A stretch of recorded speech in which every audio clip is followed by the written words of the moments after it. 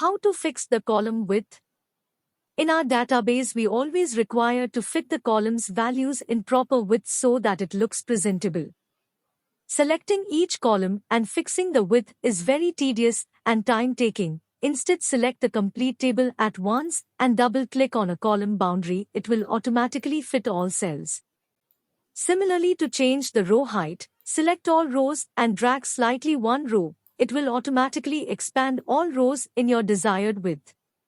Sometime you require to change a particular column width. To do so, select that column and right-click, then select column width, and give your desired width value. This will change the width of the required column as per your wish.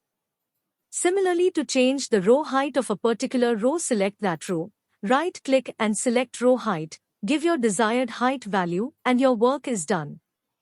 Subscribe the channel for more such tricks and tips.